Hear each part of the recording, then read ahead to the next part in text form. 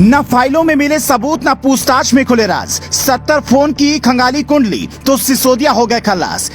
एक सबूत, एक गवाह, एक सवाल पर फंसे मनीष सिसोदिया। फिर सीबीआई ने कहा you are under arrest. Kejriwal ने लगाया था आईएएस वाला दिमाग, सिसोदिया भी थे निश्चिंत, पर सीबीआई ने विदेश से मंगवा डाले सबूत।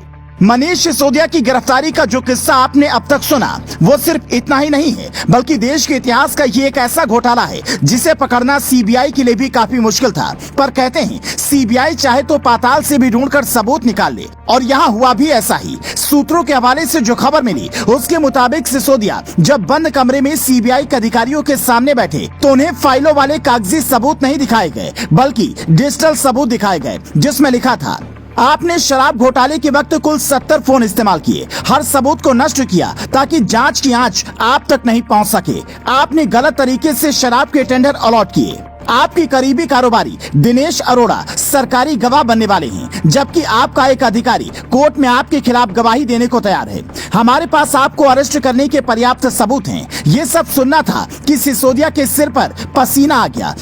वो सिसोदिया जो गांधी जी के पास से लौटने के बाद चिल्ला चिल्ला कर कह रहे थे हमें गिरफ्तारी से फर्क नहीं पड़ता, ये सोचने लगे कि आखिर जो सबूत हमने मिटा डाले थे वो इनके हाथ लगे कैसे, इन्हें गवाह कैसे मिल गया, और 70 फोन वाला सबूत इनके पास कहां से आया, तो वो भी सुन लीजिए। जैसे आप व्हाट्सएप, फेसबुक या मैसेंजर की चैट और कॉल रिकॉर्डिंग डिलीट कर निश्चिंत हो जाते हैं कि ये अब मिलेगा ही नहीं, फिल्मों के विलेन की तरह फोन तोड़कर सोचते हैं कि सारे सबूत मिट गए, तो आप गलत हैं। दरअसल सीबीआई विदेशी एजेंसियों तक की मदद लेती है और फिर सारे मिटाए गए सबूत भी जुटा लेती है। हालांकि कुछ लोग कह रहे हैं कि सिसोदिया ने दिल्ली में शिक्षा के क्षेत्र में अच्छा काम किया, इसलिए मोदी सरकार ने उसे गिरफ्तार करवा दिया। तो आप जरा सिसोदिया पर लगे आरोपों की लिस्ट देखिए, फिर खुद बताइए कि सच्चाई क्या है। मार्च 2021 में आबकारी मंत्री मनीष सिसोदिया ने नई आबकारी नीति का ऐलान किया, जिसके मुताबिक शराब की सरकारी दुकानें नहीं होंगी, प्राइवेट दुकानों पर शराब बिकेगी। शराब कंपनियों को लाइसेंस फीस में 144 करोड़ की छूट दी,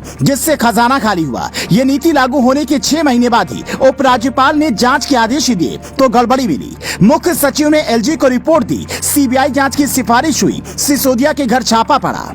सिसोदिया कहते रहे छापे में कुछ नहीं मिला, बैंक लॉकर खंगाले तो सीबीआई खाली हाथ रही, पर असल में सीबीआई सबूत जुटा रही थी और छापे के 6 महीने के भीतर ही सिसोदिया को ऐसे पकड़ा कि अब लंबे वक्त तक जेल में रहना पड़ सकता है। हैरानी की बात तो ये है कि इसमें तेलंगाना के मुख्यमंत्री केसीआर की बेटी का नाम भी है, जिनसे पूछताछ हो चुकी है। हालांकि अब कहा तो ये भी जा रहा है कि सिसोदिया को बचाने के लिए केजरीवाल ने अपना आईएएस वाला दिमाग लगाया था, लेकिन वो फेल हो गया और अब अगली बारी उनकी ही है।